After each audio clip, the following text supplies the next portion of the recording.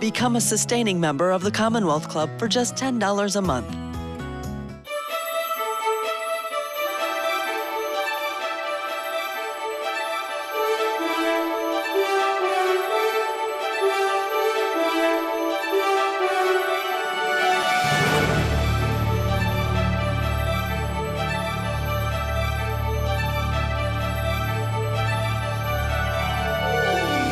Let me welcome you all again to the Commonwealth Club of California. On behalf of the Asia Pacific Affairs Member-Led Forum, I'm here to introduce and enjoy a fireside chat between two experts on philanthropy in the Asia Pacific. Without further ado, let me introduce our event and our esteemed guests for the evening. Now Forbes magazine reports more billionaires in China than any other country in the world. Many of them, in addition to grassroots donors as well, are interested in making a positive difference in their own countries, the Asia Pacific region, and elsewhere in the world. Many of them partner with and benefit from the Center for Asian Philanthropy and Society, or CAPS, which is headquartered in Hong Kong and helmed by Dr. Ruth Shapiro. The center conducts policy research, applied research, commissioned research, and convening. In collaboration with its extensive network of local partners and support from Asian philanthropists across 18 Asian economies, CAPS generates evidence-based insights into how individuals, companies, and governments can best address social challenges.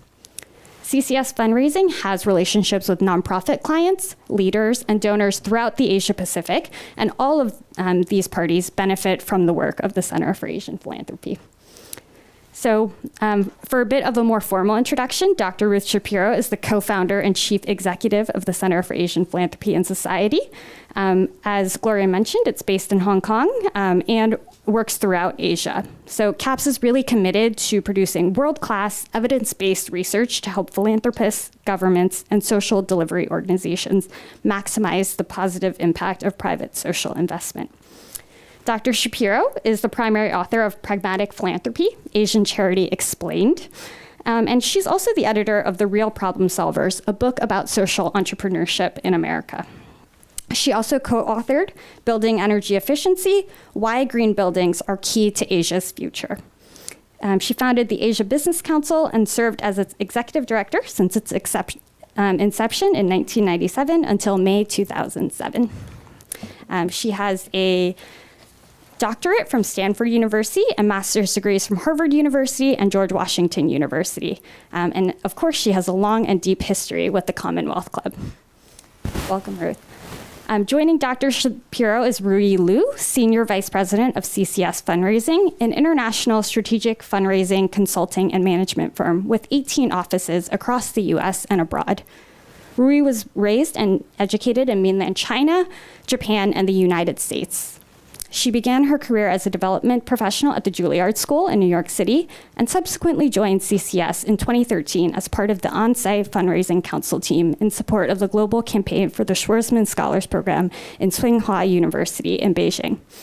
Ruyi is the co-lead of the Asia Pacific Steering Committee at CCS, which advises a number of Asia Pacific and AAPI organizations, including China Institute in New York City and Chinese Hospital right here in San Francisco. She is the author of the 2023 U.S. Philanthropic Landscape Report, the flagship annual report published by CCS, which will be available later this year. Ruyi was also a Fulbright Scholar with a focus on social enterprise management and leadership while living in Beijing, Shanghai, and Hong Kong. She holds a bachelor's from UC Berkeley and a master's from Harvard University. We are happy to welcome both to our stage this evening.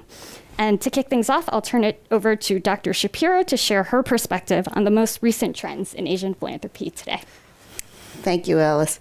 Welcome, everyone. This is a little bit hard because I have to do a sweep across the audience, which I will endeavor to do. So I want to just mention a few things about Asian philanthropy, just to kind of get your mind thinking, because what happens is we use these words like philanthropy and foundation and impact, and we think that they mean the same things, but they don't. And we also think that that what is working in the United States is what's working in Asia, and it isn't. So I just want to mention a few characteristics, but let me set the context first. Asia is thriving, and we know that some people use the term the 21st century is the Asian century. There's a lot of evidence for that. As Alice said, there's more billionaires in China than ever before, and anywhere else. There's a lot of money being made in the region, but aside from Korea, Japan, Singapore, and Taiwan, all the rest of Asia are low and medium income countries, which means they're emerging markets, which means that they have a whole set of different issues than those of the United States or Europe. Also, 85% of all firms in Asia, from small businesses to large conglomerates, are family-owned. And that has profound implications for how Asian philanthropy works that I'm going to talk about a little bit more. So what that means is when you think about the United States, the big players in philanthropy here, you think about Packard and Hewlett and Ford and Rockefeller and Gates Foundations. None of those exist in Asia. There are no large private foundations like those. So how does it work exactly? Well, these family-owned businesses route the money through the company mostly. Now, sure, there are some families that may have a foundation and they have their personal philanthropy, but they're also running their company. So they think about how to make the world a better place, how to make communities a better place through the lens of doing business at the same time. That also has fairly profound implications for how they think about their social investments. They tend to want to look for win-win strategies, strategies that help the community, strategies that help their company, strategies that help the nation. One of the big differences, I would say, between Asian philanthropy and that in the United States is when you hear, if you listen to NPR, or you listen to the MacArthur Foundation or Skoll, they say, we're here to solve the world's biggest problems. Or you hear a foundation, a head of a philanthropy say, I'm solving for climate change, or I'm solving for the lack of vaccines in the world. Huge problems that people very regularly hear from philanthropists in this country. In Asia, you're much more likely to hear, this is the community I want to help. And this community may have multiple needs, and I will do what it takes to help this community. So in Asia, it's more natural to put the community and the people in the center versus the problem in the center. So actually, that can be a big plus. That is, we talk a lot about social justice. If you put people in the middle of what you're trying to do, social justice comes about somewhat naturally. There are three roles of philanthropy, wherever you are. One is philanthropy pilots innovation. And it is the risk capital to try something new, to try a new idea. Philanthropy can take risks. The second goal of philanthropy is to do what's known as the last mile. Governments can't do a lot, and so philanthropy often comes in and does the harder to reach places, the ones that the government can't take care of. And then the third, which happens very regularly in Asia, is to support government programs. Now, actually, in Asia, it is very common to work with government, which is quite different. So in this country, regardless of where you are on the political spectrum, we don't automatically default to government is the solution to my problem, even if you're a dyed-in-the-wool liberal Democrat like me. So we tend to think we are the solutions to our problem. And when something happens that we don't like, what do? We start nonprofits, we make philanthropic donations. In America, just thinking that the government is going to come in and solve the problem is just not part of the mindset of this country. That is not true in Asia, where people do look to the government, and the government thinks of itself as the primary problem solver. So working with government is very critical for organizations right from the beginning. Why do philanthropists want to work with government? Well, first of all, as I told you, these are business people too. So they don't want to work in conflict with government. They want to work aligned with government, this government which can help them do their business. So they tend to look for those strategies and those problems that the government has also identified. And that is true in a place like China, which is, of course, an authoritarian regime, but also in the Philippines, in India. People want to work alongside government. And that is a really positive thing, because when you work alongside government, the solution can be scaled in such a profound way. And there's example after example, which we can talk about, of government then picking up the solution and rolling it out across the country. In fact, I'll give you one example right now. In just a minute, Ruyi, I'm almost done. There's a billionaire philanthropist in Korea. And I was talking to him, and he said, you know, I had this foundation, and I was the first one in Korea to give merit-based scholarships. Needs-based scholarships. The government was only giving merit-based scholarships, but many of the people who earned those scholarships had money. So they didn't really need the scholarship. So this fellow told me, I decided to do needs-based, and now the government of Korea, all their scholarships are needs-based. They've copied my idea. And I said, well, that is incredible success. You've rolled it out. Your idea has been picked up by the government, and now the entire program across Korea is needs-based. And he said, yeah, but now what is my foundation going to do? Which is a nice problem to have, really. I think that there is this kind of tendency to just think differently about what you're doing. I just want to say that since government is the go-to in most of Asia, in fact, probably all of it, there's a rise of public-private partnerships for social good. That is the private sector, companies and philanthropies partnering with government to solve problems, and we will see a rise in that. So I just want to point out some very different ways of thinking about philanthropy from what's happening in this country to kick off our discussion. And now, Ruyi, I'm done with the intro. That was great. So in many ways, preserving social standing is what drives Asian donors when they want to give in the U.S. At the same time, for those of us who work on the ground and really deal with donors face-to-face or work with leadership in nonprofit in the States, we realize that Asian or not, this idea of preserving social standing is the same thing. So this is all to say that there are many differences and similarities. At the same time, I think it is really about embracing the differences and identifying shared value. Something to really highlight is the tax incentives. And Ruth, I'm going to pass it over to you soon. Just for some context, a lot of the nonprofit leaders that I work with, they will come and ask, so if Japanese donors, they don't get tax incentives here, why would they want to give? And that's an assumption. I always remind them that's an assumption. And the reason is because tax incentives are not always expected. It's not a priority for many of the Asian donors. DAF, Donor-Advised Funds, for example, here in the U.S. is very robust. There are about 1.3 million accounts in the U.S. alone.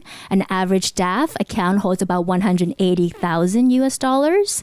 And in the last 2 to 3 years, DAFs has contributed over $43 billion. And if you look at the context of all, U.S. holds about $484.85 billion in contribution. That's from individuals, foundations, very different from what Ruth had mentioned earlier, and corporations. And if you also look at the breakdown of that, I believe 66% were from individuals, 19% from foundations, 9% from bequest, and 4% is from corporations. Now, in Asia and in China in particular, it's the opposite. Corporations and other countries tend to really take over. But if you look at the makeup of the U.S. contribution, individuals, bequests, and foundations, the decision makers are all people. So in other words, 95% of all contribution, 484 billion, are decided by individuals. And that to me is a huge distinction between what Ruth has described in Asia versus what's happening here. Ruth, Are you saying that you don't think individuals make decisions in Asia? Because I wouldn't agree with that. Right. What are you saying, Ruyi? Because Yeah. So I think in a lot of ways, when it comes to guanxi is about individuals, right, coming together and sort of build upon that. Corporations, the ones that we've worked with in Asia, are very much decided by individuals for sure. The CEOs makes the top decision, everything follows. It's quite transactional when it comes to working with corporations in Asia in our experience. And you're right, Ruth, absolutely. Individual decisions in Asia is the primary focus of what drives philanthropy in Asia. I do want to quickly sort of get your thoughts on DAF, donor advised funds, because when we prepped, I do recall that there was a lot of differences when it comes to why people give to DAFs in Asia. Well, I'm happy to answer that, but let me go back and say a few things. So you have to think that you've got a rich family and they own a company. And it's usually helmed by a man. As unfortunate as that is. And that man looks across his universe. He can see his personal philanthropy and that of his family. He can see the CSR, the corporate social responsibility funding from his company. He can see the R&D, research and development of his company, and the business development of his company.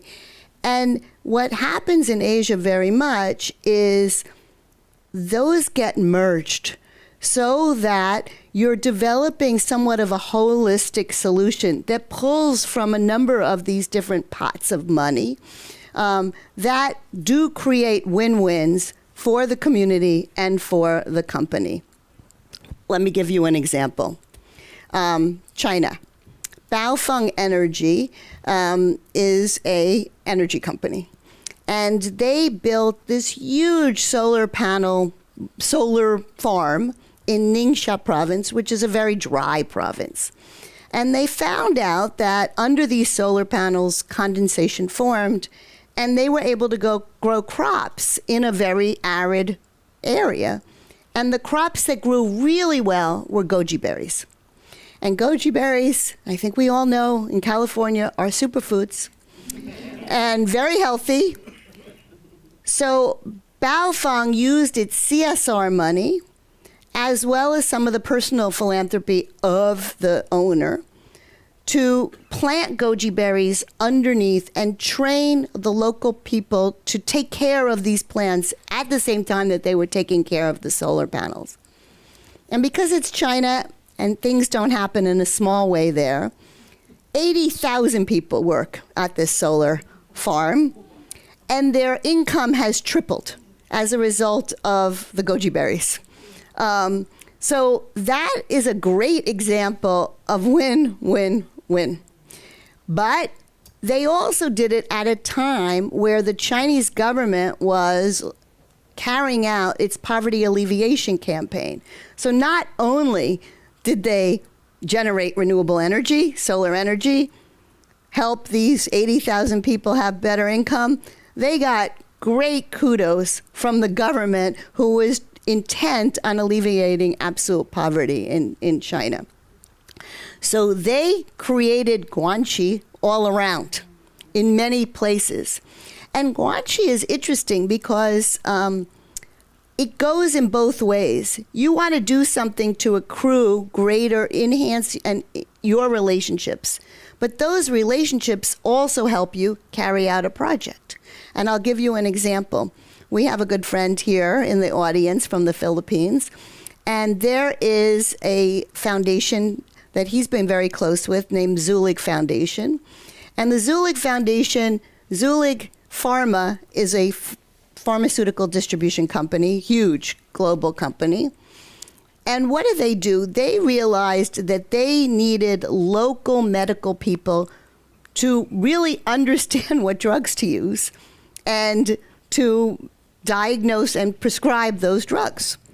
So they started training mayors of towns throughout the Philippines so that they would become the champions of better public health systems, better medical care, and that would eventually help the company. But they also did it because they saw that mayors were very integral to getting the job done in the field. So they created guanxi for themselves with the mayor, but if something went wrong with the project or they wanted help with the project, they know who to call. So they use those relationships to help them be more effective. So it goes in both ways. And so that those relationships help you succeed in a variety of ways. So it's different, right? It's a comprehensive strategy. On taxes, I didn't forget. So Singapore has the highest tax subsidy in the world.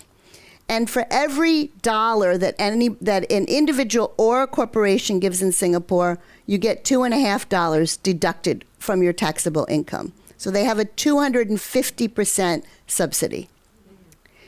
Now, Singapore has a really low tax rate. It's only about 15%. So what difference does it make? If you ask a philanthropist, is tax incentives the reason you give? I will guarantee you that 99.9% of the time they'll say, oh no, I'm doing this from my heart. Taxes have nothing to do with it. But what do taxes do? First of all, of course, most business people do take taxes, take the benefit when they can. Not just business people, all of us. It's real money that you can get that can help. But in Asia, it's really about government signaling. When Singapore puts into effect a 250% tax subsidy, what they're saying is, we want you to do this. We want you to engage in this way. And so here, we're putting our money where our mouth is. India is another side of this. India only has a 50% tax subsidy, and it's capped at 10% of your income. So what is India saying? We want you to be generous, but only this much, only this much. But during COVID, Prime Minister Narendra Modi created a fund called PM Cares, Prime Minister Cares. And for that, which is a completely opaque fund that's supposed to be helping communities suffering during COVID, you get 100% tax rebate. So the message there is very clear. We want you to be generous, but we really want you to give money to PM Cares, because for that, you'll get a much different. So do people do it for the tax subsidies? No, they do it because they're looking at the government signaling, reading what that means, and responding accordingly. On to DAFs. Sure. Donor-advised funds. I would almost want to say how many in this room have one, but I won't embarrass anyone. But it is a very common vehicle in this country. They are not used in the same way in Asia. They are just beginning. But again, here it's mostly used for tax reasons. In Asia, it's used why? Because it's a lot easier to create a DAF than a foundation. And in most places aside from Singapore, there really aren't community foundations like there are in the United States. So to create a DAF is like a middle ground. You don't have to go so far as to create a foundation. You can have a structure, you can get help, you can get advice by the organization that is providing the DAF. That's one big reason. A second big reason is people think that the United States is the cutting edge when it comes to philanthropy. And it has been for many decades and even maybe century. So when things come from America, it's considered automatically best in class. DAFs are proliferating in the United States. So people say, so banks in Asia are saying, oh, we have them too. We must be providing this to our customers because we're cutting edge. That's why UBS just created DAFs throughout Asia. That's why the ICBC, International, what is it? China, Commercial Bank of China. Thank you, George. just created DAFs so that they could say to their customers, we are at the cutting edge, we have DAFs, even though they're not used really for tax purposes in the same way. Thank you for that. There are different vehicles in Asia. When we work with Asian donors, family offices somehow are always in conversation. One of the things that really stood out to us is this notion of multi-generational wealth. It's estimated in the U.S. that over 59 trillion will be passed on to the younger generation by 2061. That is significant. And if you look at the overall composition of wealthy donors around the world, majority of them are self-made. So what does that look like?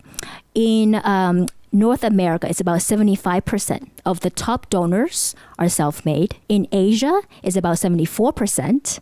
And in Europe, it's about 66%. So what we are facing right now is a tremendous amount of wealth that's coming to the younger generation.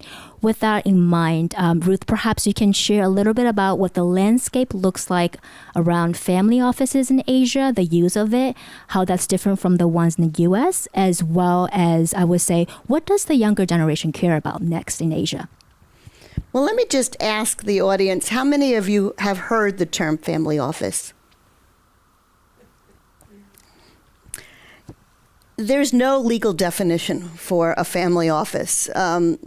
It's generally thought to be the bringing professional talent to manage your own private wealth versus just going to your banker or going to somebody to get advice. So you bring it in and you have the advice in-house in this office. Singapore has done a great job of bringing family offices to Singapore, so good, in fact, that they used to have the minimum requirement that you had to park $50 million in Singapore. And there's been so many people who have gone there, mostly from mainland China, that they've just upped it to 200 million in order to go to Singapore. And then when you do that, you get permanent residency, you get your kids into school in Singapore, which is a good thing. And your money, is considered safe there. So Hong Kong has also been trying to get family offices. But the term, since it doesn't actually legally exist, what Hong Kong's been much more flexible, mostly because they've had to be much more flexible. And they're saying, just put some money here and hire some people here. In fact, there's a competition around the world for family offices, and I was shocked. The Middle East is not really my bailiwick or that of CAPS, but I was surprised the other day. I was listening to CNN, and there was a commercial for Dubai, which is also a wealth center in the world. And they were listing out on the commercial on CNN the benefits of setting up a family office in Dubai. And one of the benefits they listed was customized regulations. And I thought, wow, that's really calling a spade a spade. I mean, maybe we know that's true anyway, but to put it on a commercial on CNN was really quite surprising. Hong Kong hasn't gone that far, at least in terms of the commercials on CNN that I've seen. So there is a competition now in the world to bring wealth into that place.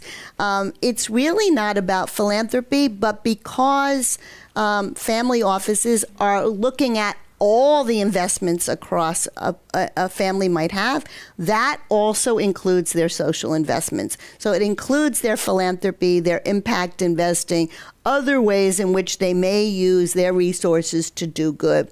And so what's becoming more and more true is the professionalization of philanthropy. But let me just point out one big difference with Asia. As I said, most of the people are business people. That's their day job. And they are working in a community that they know about, that they are embedded in, that they care about, and that they have their business operations. So these people feel that they understand the community and the terrain where they're doing their for-profit work and their philanthropic work. So what's true in Asia is that the principal, the family, tends to be very highly involved with the philanthropy because they know that they understand better. They're not writing a check to go to another part of the world where they don't understand. They're working in their communities. One of the big differences in Asia is that there is this real focus on local. Why? Because you care about that place, because your business is there, because you're trying to cultivate relationships you care about. But also in 8 of the 18 economies in which we work, there are actually laws prohibiting the money from going out and the money from coming in. So even if you want to give cross-border, it's very difficult because there are laws against it. And that is really because the government can control more what's happening inside if the money is staying inside their country. So to the next generation, I think it's kind of a meme, and we were discussing this, that everyone says younger people care about impact more. That's one of the memes. And I was saying to Alice, are they hiring the Center for Effective Philanthropy? Because that organization does project evaluation of what's the impact of a project, and they are not. So the notion of impact, I think, is the next generation is bringing on action. It's becoming part of the cultural kind of social discourse that they engage in. Their friends are involved with philanthropy. They go out and visit projects. It becomes part of who they are and what their friends are talking about. So in that sense, they're much more engaged. The other point about the next gen is they're looking ahead and they're realizing how badly my generation and the one before it has messed up the planet. So the younger generation cares about the environment. But here again, let me point out a difference between Asia and the United States. The overwhelming majority of philanthropy, environmental philanthropy in the United States, goes to policy. So it goes to nonprofits like the World Resources Institute, like World Wildlife Fund, like the Nature Conservancy, huge environmental groups that, yes, do programs, but also go to COP 26, 27, soon to be 28, and try to lobby governments for policies around conservation, around decarbonization, around climate change. In Asia, there is no overt lobbying going on, and philanthropists and business leaders tend not to want to fund advocacy organizations. So they don't fund those kinds of efforts that then try to convince government to do something different. Now, they may, if they're wealthy enough, sit next to somebody at dinner and say, I wish you were doing something more on, water, or I wish you would be really supporting more solar. That kind of soft sell lobbying happens all the time. But the kind of philanthropy that works here in environment is very different. So what we see in Asia is much more conservation projects, saving the mangroves, saving the coral, saving the elephants in Thailand, things that are very tangible. And when it comes to climate change, what is the number one project in Asia that's categorized under climate change? That would be tree planting, because trees sequester carbon out of the air. And they are, in fact, dealing with climate change, but they are also very tangible. And that's another difference with Asia, is that people like projects that they can see. And when it's planting trees, it's very visible. But it makes a difference. It's helpful. You touched upon cross-border philanthropy a little bit. And my understanding is that in the audience, we may have a few questions around it when it's Q&A. I just want to comment a few things about cross-border philanthropy. At CCS, we get this question almost every week.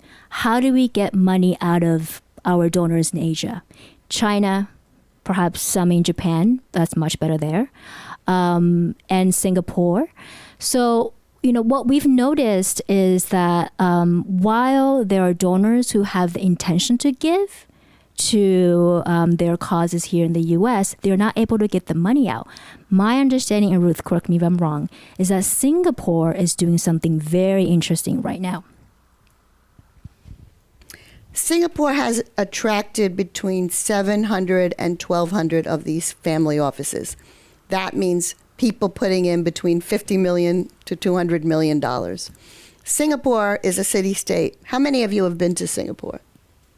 Oh, a lot. Well, it's, what is the population? 7 million. So it cannot absorb that much philanthropy. There's just not enough need. It's also a fairly wealthy city-state. So they have had to, what they're doing is saying, we in Singapore don't need the money that much, but we're in a rough neighborhood. We're surrounded by Indonesia, Malaysia, the Philippines, Thailand, and also places like Vietnam, Laos, Cambodia. So they have changed their rules recently to allow money to go out. Hong Kong has always allowed philanthropy to go out, but in Singapore it was taxed before. Now they're allowing these family offices to send money out because they cannot absorb it all. So they are very much endeavoring to become a philanthropic hub for the region. Hong Kong is trying to, but Singapore has got a leg up on Hong Kong. And I don't know if any of you know this, but there's a very historical rivalry now, but historically, between Singapore and Hong Kong. Although the government officials in both places now, if you listen to them, they'll all say, of course there's no rivalry, we're completely compatible. But there has been a rivalry, and there still is. Also, to add to that, based on some of the experiences in the U.S. dealing with Asian donors, there is this sense of we don't have the money here in the States, and therefore we cannot give at the amount that you're asking us. In conversation with our client partners, our nonprofit partners, one of the things I often say is, when did they come to the U.S.? Because, for example, in China, 2016 is when a lot of things became restrictive, especially about outbound investments. However, between 2000 to 2014, there were many, many investors that came in from China. In fact, Chinese named foundation in the U.S. increased 418% between 2000 to 2014. In the U.S., foundation increased about 140%. So just to keep that in mind, half of those 50%, half of those top Chinese named foundations are based in California. The funds are here. Another thing that, and Ruth, this is amazing to learn recently, that ICBC has really opened up their policies. We have donors from China that have able to really get more than $50,000 a year, which is the current restriction limit, out of the country for their needs here in the States. So those are the two comments that I had in my head.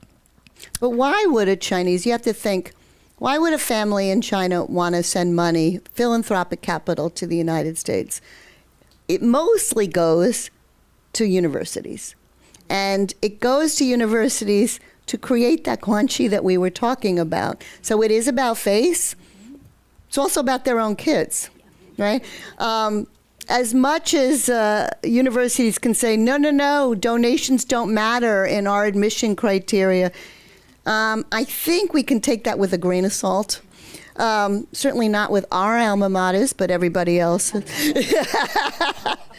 Actually, Harvard has something called the Z-List, so it's pretty known about the impact of fundraising on admissions. So it's interesting because right now there's a kind of a real nationalist pride in China.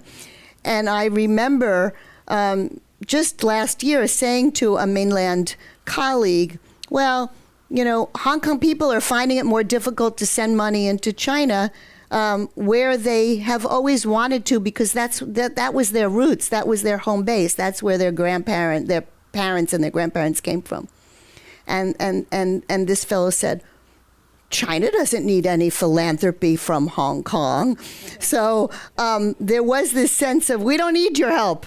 But I think that the flip side also is many of those donors who have given to universities here, from China, but not only, from India as well, have gotten lambasted by people on the internet in those countries who have said, why are you giving money to Harvard and Cornell and Stanford when we have so much need here at home? So the internet has, along with government policy, has kind of tamped down on people wanting to give money outside. There's a negative ramification, especially if you want to continue to do business. There's a very famous philanthropist in India named Ratan Tata, and the Tata Group is the most storied conglomerate with 90 different product companies associated with it. And he was a graduate of Cornell, and he spent time at Harvard, and he gave money to both. And actually, the government in India sued him because they said you shouldn't send money out. And because of who he is, it was in every paper, and there was a lot of public opinion. Generally, the Tata name is golden, and it's so well respected in India. But with those contributions to Harvard and Cornell, his reputation took a little bit of a hit, prompted on by the government, who didn't want to see the money going out from India. Yeah, it's very unfortunate, and we see that in different parts of Asia, China, and even Japan. I want to be mindful of the time, but we still have two questions that we want to make sure to cover today. One is more a philosophical question for you, Ruth.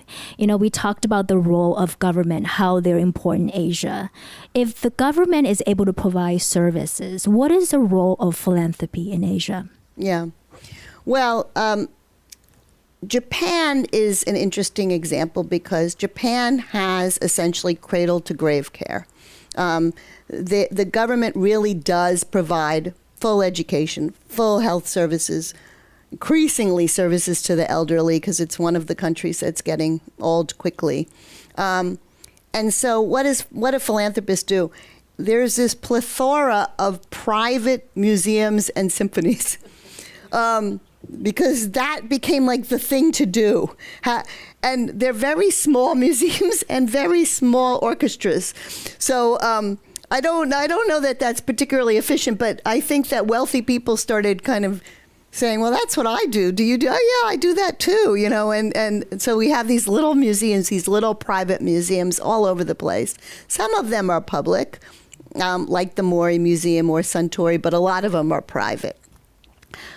The role of philanthropy, as I said, it's risk capital to be more innovative. So you have to think that a lot of these people are, in fact, running businesses, as I mentioned. They bring that business acumen into their minds and say, I might have a better solution here. And let me give you an example of that as well. In Malaysia, the sovereign wealth fund there, Khazanah, realized that, and it's a realization that's being done all throughout Asia, because we know Asia has been relying on rote learning for most of its education, kind of curriculum and pedagogy.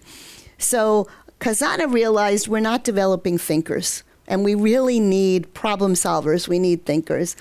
And we sponsor that kind of training and that kind of creativity and that kind of innovative thinking in our company. And so Khazanah developed, really spearheaded by an amazing woman, Shanaz Akhtar, who was the chief financial officer of Khazanah, said to the government, look, we think we can roll out some of the programs that we use in our company and create student-centric learning that really fosters creativity, problem solving, innovation. Can we do it in some schools? And the Malaysian government said, yes, you can.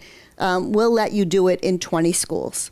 And what happened? Scores went up, Student happiness went up, student confidence went up, all these measures about the effectiveness of this program. So then they went back and they said, well, okay, can we roll it out some more? And the Malaysian government said, okay, we'll give you a whole province to roll it out. And that's what's happened now. And the goal is to have the Malaysian government change the way school happens, the way education happens throughout the country, and they're well on their way to it. So it was using the business acumen, the thinking, the rigor, the tools, and rolling it out across public education to a very effective extent. So I think that idea of piloting innovation is really key. The second is the governments have goals, but as I said, many of these are emerging markets. They cannot do it all.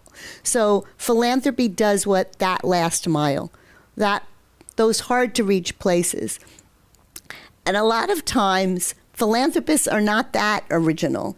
So what gets short shrifted that philanthropy can really, or the government can't do it all. So in many economies, and it's true here in this one, healthcare tends to be focused on after people get sick. It's not enough focused on preventative care. And governments focus on after people get sick. Philanthropy can play a role in preventive healthcare, in screening and diagnostic tools. So they can complement what the government is doing in a really important way. And I'll give you another example of that. Novo Nordisk, which is a diabetes diagnostic company that makes dialysis machines. What it does with its CSR in Asia, I assume they're doing this elsewhere in the world. I don't know. And I know they do it in Asia. They offer diabetes testing. Now, that's really helpful. If you find diabetes early enough, you can treat it so much better. Now, that's good for Novo Nordisk because they're a diabetes, intervention company, but it's also good for people. So prevention is really an area in healthcare where philanthropy can play a role. And then lastly, just to supplement government, to say, here's your goal, like in the case of India with PM Cares. Here, Mr. Prime Minister, I trust you. You're doing great work. Here's more money to do it. So that happens too. You talked about innovation and the link to philanthropy. One of the common questions that we get a lot is, what is the state of AI and philanthropy?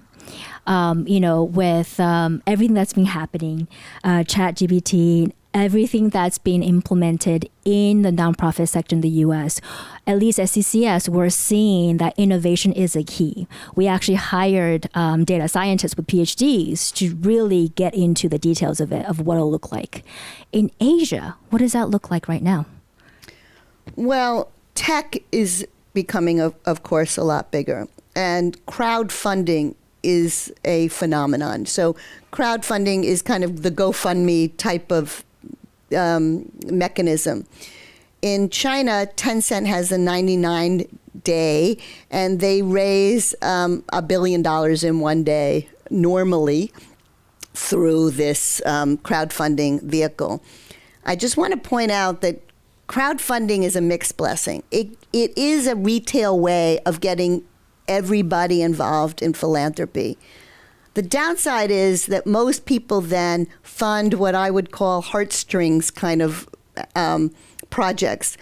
Somebody's child is sick, somebody's house got blown away, and people want to help. And so they get online and they do that. Crowdfunding does not lend itself to systematic change, which is what's really needed. So crowdfunding is a blessing. It gets more people involved. That's terrific. But it also it's more about Band-Aid solutions than solving the original problem.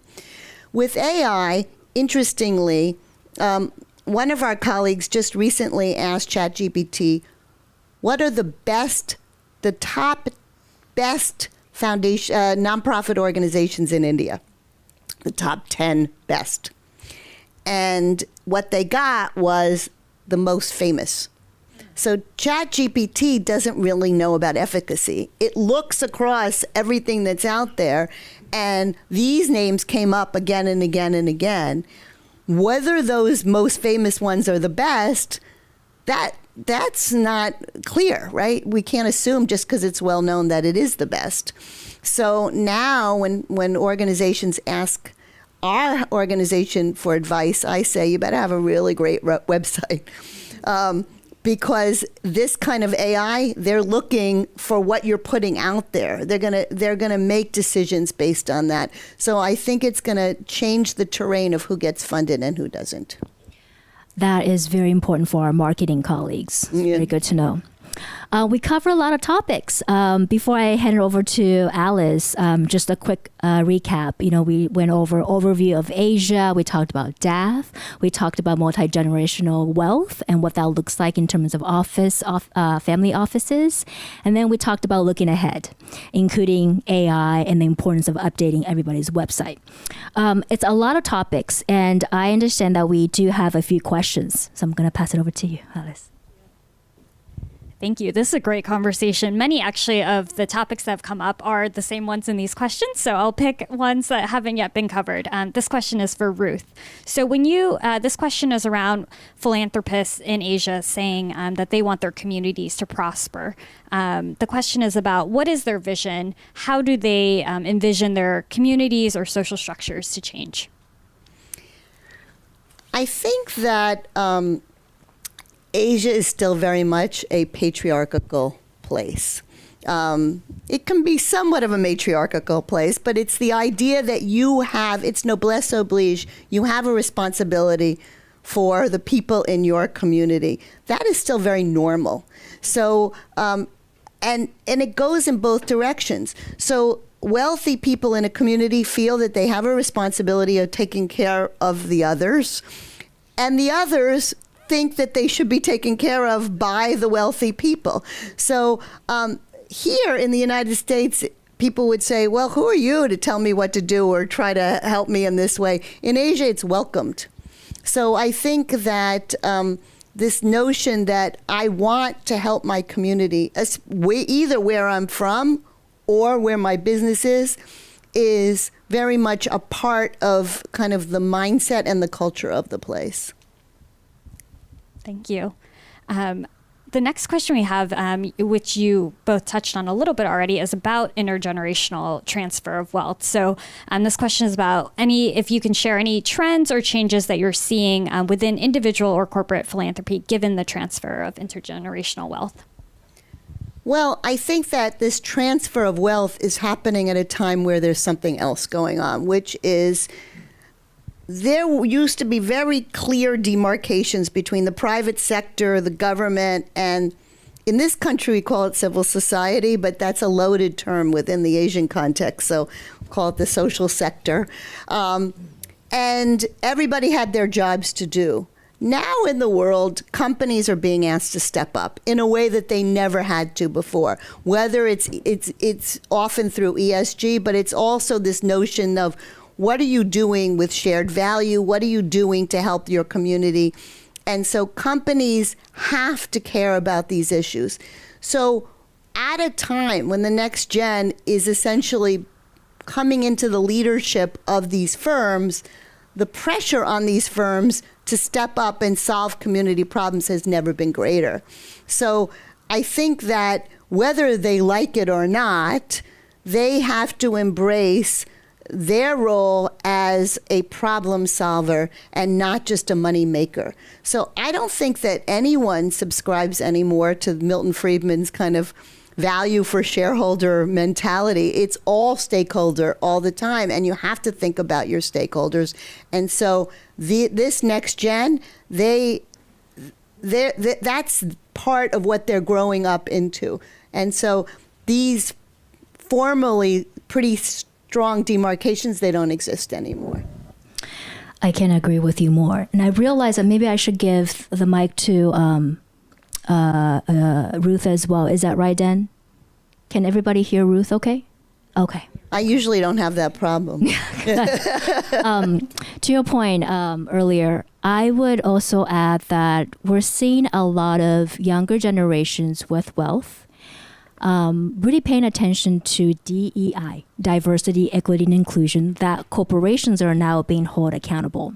And the CEOs, the top donors that we deal with when it comes to corporation, need to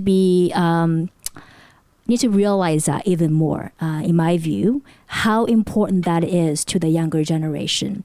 They're also a lot more hands-on. It's not just about monetary value, as Ruth said. It's really about being part of it, being part of the solution, and seeing it through. So a lot of the cultivation strategies that we think about in the U.S. will need to shift a little as well. I think DEI, I just want to say, I was in Taiwan a couple weeks ago, and there's a magazine there called Commonwealth Magazine, which is their business week. And they said, we're going to give an award on DEI. I said, what DEI? There's no black and brown people. Like, what is the DEI in Taiwan? And she said, well, it's about the elderly. Like, we are another one of those places where we're getting really old and we're not having any babies. So our inclusion has to be keeping elderly involved in the companies, in the community.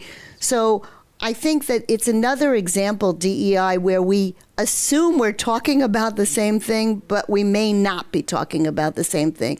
So I did create another organization called the Asia Business Council, and I was discussing with them recently about having a program on this, and the question is, who do you want to include? Because we can't assume that we're automatically talking about the same. So yes, philanthropists and business leaders do need to include more people. They need to include more women. They need to include more minorities. But it may not be exactly the same as what we're talking about here. Yes, thank you so much. So we have a two-part question for you, Ruth. These have been already so enlightening, but can you give an example of one, DIY, do-it-yourself philanthropy by an Asian company, and then second, a company improving their relationship with government through their philanthropy? Yeah. DIY is a term that I used in my book, Pragmatic Philanthropy, because we see more and more companies doing it on their own. And it actually has pretty profound ramifications, because if the company might say, why should we give money to a nonprofit organization? We have people out in the field. We understand the problem. We have a distribution system. So why go through an intermediary organization? And we are seeing that more and more. It is profound because that's the civil society piece. Those are the nonprofits that are that third leg of the stool when we think about society in a Western context. It's shrinking because many companies are doing a lot, but they may not be doing it with and through a nonprofit organization. So how they evolve, they're helping their communities. They're just not necessarily engaging. So let me think of an example. Before things went backwards in Myanmar, one of the biggest company there, the biggest legitimate company there, I should say, not associated with the generals, knew that 70% of Myanmar, and this is before the current disastrous situation, knew that 70% of Myanmar still is without electricity. So what did they do? They decided to go into villages and basically set up LED lights around a football-sized pitch at night. And so they did that, and everybody went out into that area at night. The kids could do their homework. You could play mahjong or whatever you were playing. You could talk to each other. You could conduct business, because all of a sudden there was an area in each village that had light. This company was particularly strategic because what they did was they went to their own employees and they let those employees pick their home village. So the employee became like big man or big woman on campus by bringing light to their village. This really only cost about $3,000 US per village. So they got a lot of bang for their buck, but they did not work through any organization. They did it themselves. So that's DIY philanthropy. It also got them points with the government at that time, when the government was still somewhat functioning. But the biggest example of being able to, well, certainly if you give money to PM Cares in India, you're getting, and Narendra Modi will be happy. And I think a lot of companies in India want to make him happy. But one of the biggest examples is the 5-year poverty alleviation campaign in China, where China said, we want to alleviate absolute poverty, just full stop.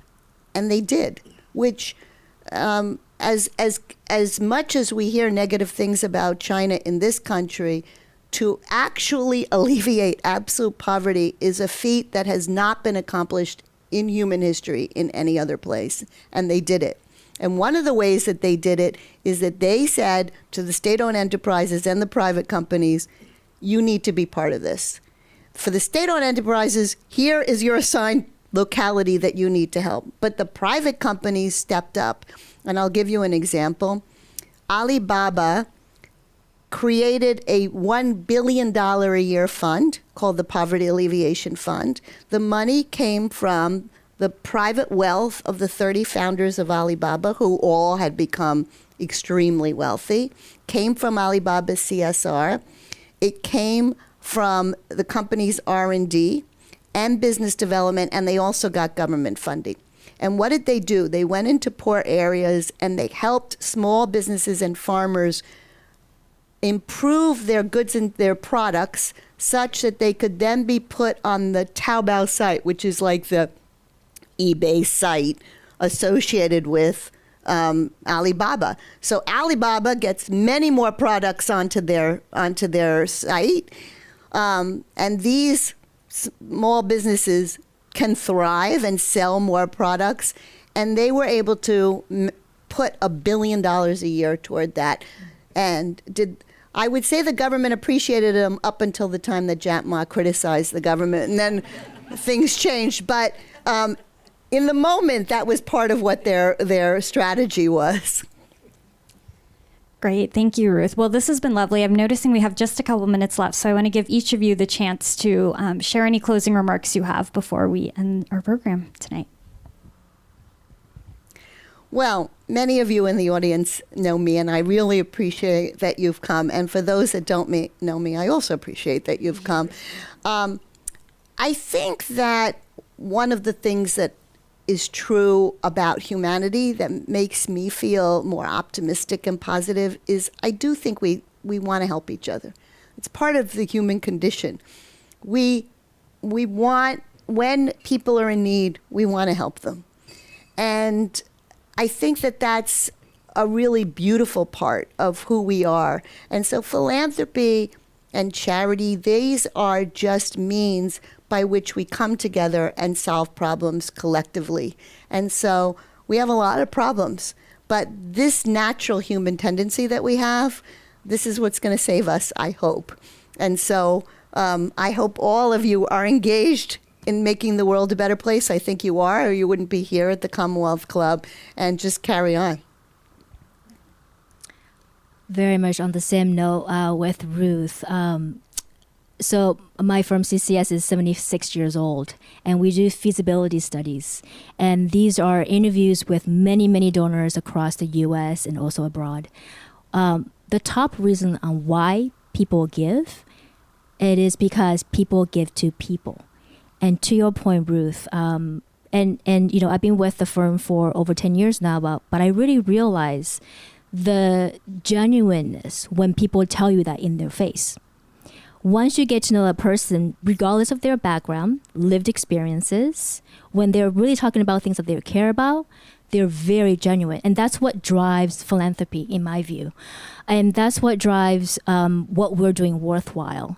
And I do think that the more informed we are, the more we're able to embrace differences and not to criticize that. So with that, Alice. Yeah, well, thank you. Please, everyone join me in thanking Dr. Shapiro and Ruyi for this conversation. Thank you. Thank you all as well for your questions.